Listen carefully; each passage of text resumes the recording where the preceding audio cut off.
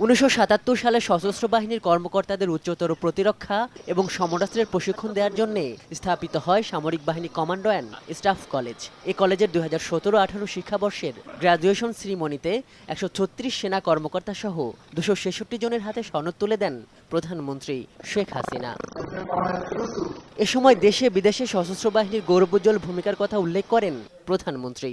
বলেন, যুগের সঙ্গে তাল মিলিয়ে আধুনিক সামরিক বাহিনী গড়ে তুলতে বদ্ধপরিকর তার সরকার। আক্ষরিকভাবে বাংলাদেশ নৌবাহিনী এখন ত্রিমাত্রিক বাহিনী হিসেবে আত্মপ্রকাশ করেছে।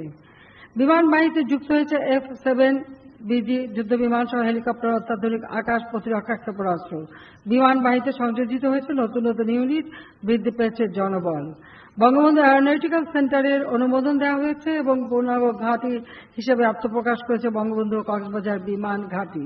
উন্নয়নের নানা সূচকে গতিশীল বাংলাদেশের চিত্র তুলে ধরে প্রধানমন্ত্রী বলেন, দেশের সুবর্ণ জয়ন্তীতে মধ্যম আয়ের দেশে পরিণত করতে কাজ করছে তার সরকার। কারো কাছে হাত পেতে নয়, ভিক্ষা চেয়ে নয়, আমরা নিজস্ব সম্পদ দিয়ে নিজস্ব অর্থায়নে বাংলাদেশকে গড়ে তুলব, যেন বিশ্বের বুকে বাঙালি জাতি বিজয়ী জাতি হিসেবে মাথা উঁচু করে চলতে পারে।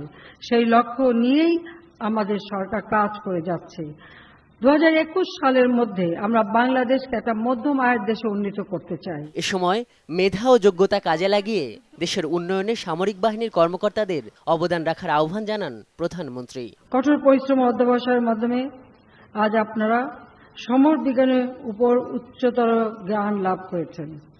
আমার বিশ্বাস এ প্রশিক্ষণ অর্পিত দায়িত্ব দক্ষতার সাথে পালন এবং যে কোনো ধরনের চ্যালেঞ্জ মোকাবেলায় আপনাদের আরো আত্মপ্রত্যয়ী করে গড়ে তুলবে।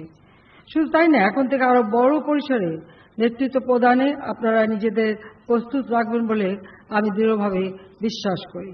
অনুষ্ঠানে উপস্থিত গ্রাজুয়েট পরিবারকে অভিনন্দন জানান প্রধানমন্ত্রী শেখ হাসিনা। আজহার লিমন, সময় সংবাদ, ঢাকা। অত্যন্ত আশাব্যঞ্জক।